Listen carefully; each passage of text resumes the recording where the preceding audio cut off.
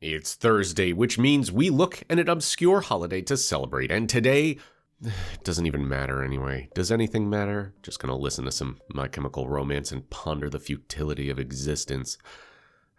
But that's because it's National Emo Day. It's also Crypto Espresso, your teeny tiny daily shot of caffeinated crypto headlines. I'm your host, Andrew, and I'll take my Crypto Espresso black, like the depths of my soul. First up, Bitcoin managed to break 18,000 on Wednesday for the first time since FTX's collapse, but it didn't last long. Prices fell as the Federal Reserve increased interest rates by another 0.5 percentage point, which are now at their highest levels since 2007. On the past 4 occasions, the Fed had increased interest rates by 0.75 percentage point, and all of this indicates the central bank is slowing down as inflation cools. But Federal Chairman Jerome Powell has warned that more rate hikes are on the horizon, and interest rates could remain elevated for quite some time to come. Bitcoin's trading at $17,500 as of the time of recording. Shark Tank star Kevin O'Leary has caused a backlash after claiming that Binance deliberately caused the collapse of FTX at yesterday's Senate Banking Committee. O'Leary was paid $15 million to serve as FTX's spokesperson and ended up losing all of it after purchasing crypto through the exchange.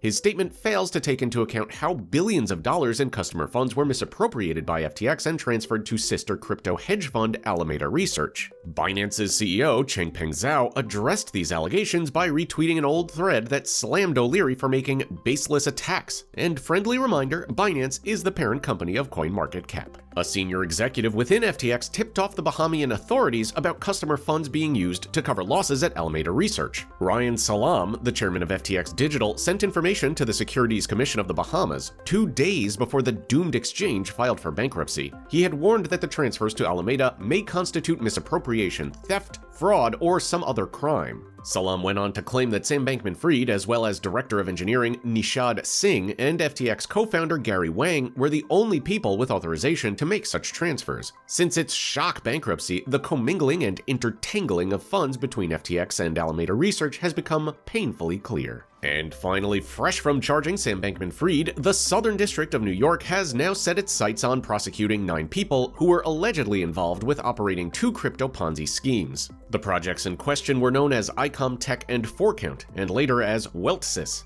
They claimed to be mining and trading companies and allegedly deceived victims by promising daily returns and guaranteeing that any investment would double in 6 months. Oh, no red flags there, I'm sure. But it's now claimed that neither company actually engaged in this activity, and funds were used to pay other victims, further promote the schemes, and enrich the founders. Prosecutors claim lavish events were held to entice new customers. Oh, it's that easy? Well, I guess I'll just have to hold a lavish event to get people to like this video, subscribe to our YouTube channel, and click on that little bell icon to get buzzed whenever a new Crypto Espresso video goes live. On yesterday's video, Alfonso Pyra said, "I like your voice now." Ah, good, those expensive vocal cord implants are finally paying off. If you remember 12 months ago, I sounded like this.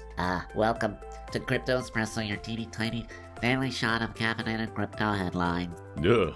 Alright, let's never talk about that again, but let us talk about leaving comments because I read them and I shout out my favorites in the next episode, as seen here. Questions about our headlines or crypto in general? Why not ask Alex in that description below? Alex is a great resource for all things Web3 and the metaverse, and that about does it for today's video. Again, I've been your host, Andrew. These have been your headlines, and we'll see all of your beautiful, shining faces tomorrow.